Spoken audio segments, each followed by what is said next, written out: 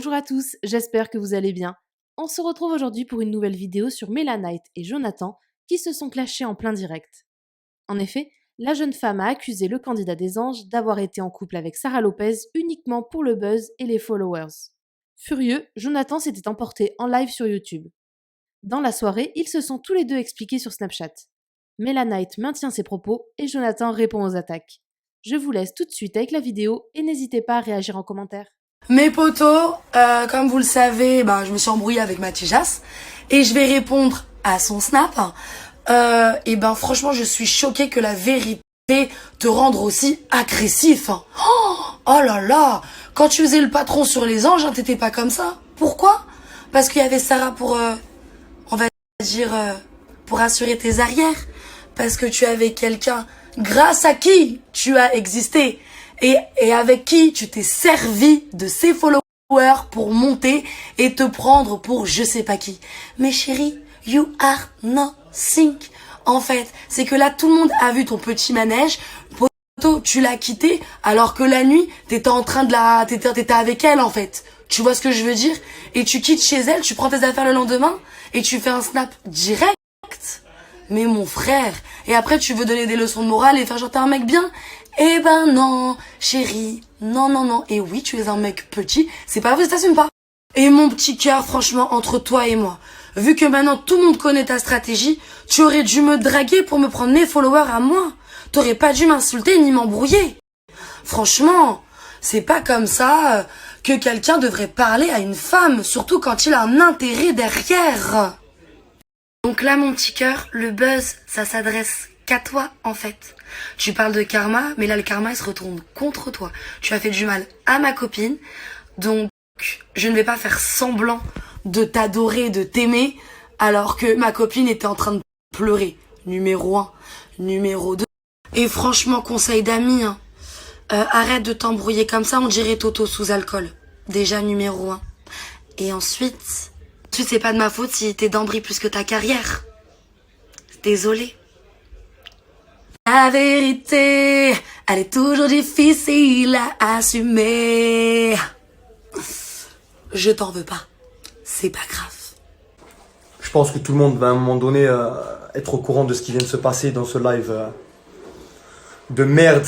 Même si c'est pas Fabrice qui en est responsable, même si c'est pas Thibaut Vallès, le producteur, qui en est responsable, mais simplement une stéréotype, une candidate de télé-réalité stéréotypée qui a saisi l'opportunité de venir faire parler d'elle pour créer un bad buzz que je fuis depuis des semaines et des semaines malgré les attaques de mon ex et de ses acolytes.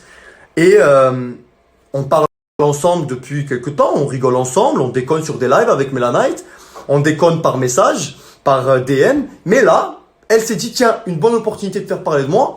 Oh, intéressant. Pendant le live, je vais commencer à attaquer Jonathan. Et donc, dès le départ du live, je sens qu'elle est véhémente, qu'elle a envie d'en découdre. Mais je comprends pas trop pourquoi. Au début, je le prends au second degré. Je me dis, bon, elle a envie de me piquer. Allez, ça va, on joue le jeu. Et puis, elle commence à me parler de mon ex. A commencé à me traiter de menteur. Commencer à me traiter d'hypocrite. Pardon. Et pour ceux qui ont suivi le live, je me suis énervé. Je me suis très énervé. J'ai crié envers ma maman, envers ma petite soeur. Et comme ça, elle vient d'arriver et je vais le faire en live. Maman, oui, je suis désolé, maman, d'accord? Attends, s'il te plaît, pour que vous compreniez bien pourquoi depuis des semaines je réagis pas. Parce que ma mère, elle a la boule au ventre. Parce que ma soeur, elle a la haine dans le ventre. Parce qu'elle veut réagir. Parce que tout le monde veut parler. Tout le monde veut dire la vérité. Mais on le fait pas parce qu'on cherche pas ce bad buzz de merde, ok? Qu'on s'entende bien. Donc maman, je le dis. Je le redis une dernière fois, comme ça les gens comprennent. S'il te plaît, quand je me prends la tête, quand il y a des choses qui arrivent, je veux pas que tu sois au milieu, parce que ça me met encore plus mal. J'ai l'impression de devoir te défendre, de te protéger de ce qui se passe, de ce qui se dit. Donc ça me met encore plus en difficulté. Donc s'il te plaît, laisse-moi gérer ça, s'il te plaît, ma. Et c'est pour ça que j'ai pété un plomb. Donc maintenant, Melanite, t'as voulu jouer, t'as voulu faire un bad buzz de merde, mais ce que t'as oublié, c'est qu'on n'est pas en tournage, ma grande. Ah là, on est chez moi. On est dans ma maison, il y a ma mère, il y a ma soeur, et je t'autorise en aucun cas à venir faire autant de mal dans mon... Chez moi. T'as vu, chez moi, c'est le ramadan en plus. C'est l'heure de manger. T'as pas menti. Vas-y. C'est l'heure de manger. Non, je suis quand même malade. Je te le dis. T'as voulu m'utiliser pour faire parler. Bravo. T'as eu ce que tu voulais. Maintenant qu'on soit bien clair. Qu'on soit bien clair. Très clair et précis. je ne parlerai pas de mon ex-relation, des accusations et de tout ce qu'il y a eu, sinon je l'aurais fait depuis belle lurette. J'ai vu toutes les accusations, je m'en suis déjà prononcé 1000 fois, tout le monde le sait. J'ai dit, j'ai vu, arrêtez de m'envoyer. C'est pas pour que toi, dans un live, on est censé rigoler avec notre parrain, tu viennes me sortir des... Je me suis renseigné sur toi, on m'a dit que... Et alors, on t'a dit quoi? On t'a dit sauter par la fenêtre, tu le fais? Est-ce que moi, tu m'as demandé? Est-ce que tu es au courant? Est-ce que tu étais là? Mais alors, t'es qui toi pour parler? T'es qui toi pour savoir ce qui s'est passé réellement? Si c'est pas les paroles de personnes blessées ou qui me veulent du mal, qu'est-ce que t'en sais?